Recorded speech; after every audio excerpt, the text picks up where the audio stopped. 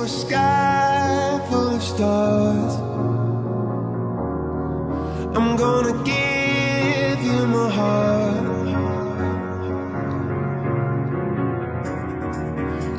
Hey Kuya Dexter. Salamat, Shopee.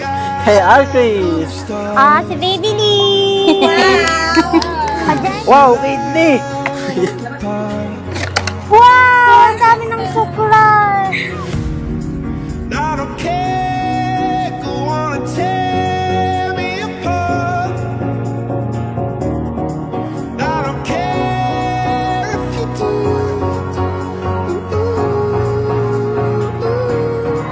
Cause in the sky full of stars, I think I saw you.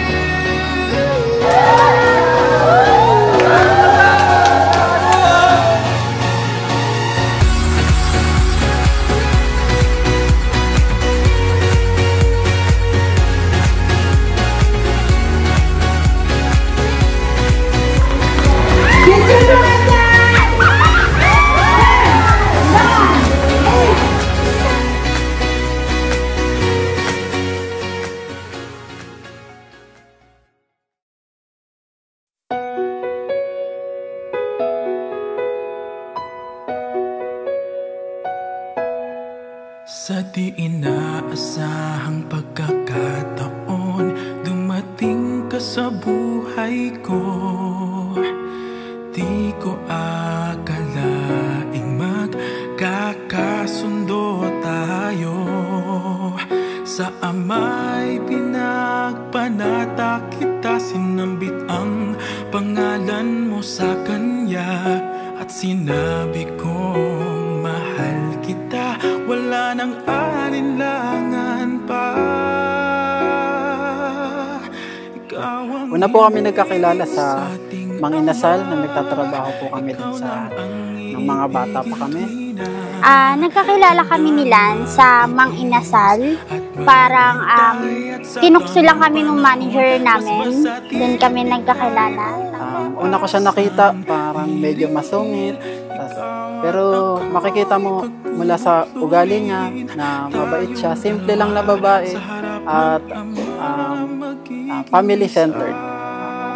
Unang expression ko sa kanya, parang ang lumanay niya kasi lalo na pag nagsasalita siya, parang siya lang yung nakakarinig. Tapos,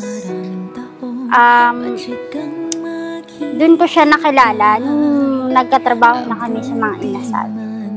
So, ayun na nga, love. Ngayon, ito na ang pinakahintay nating araw. Mahigit 1 taon nung nag-propose ako sa'yo, hindi mo inaasahan. Pero, ito na nga, dumating na ang pinakahintay nating araw. Excited na ako, makasama ka habang buhay. At manunumpa tayo sa harap ng Ama na ang ating pag-iibigan ay magiging panghabang buhay.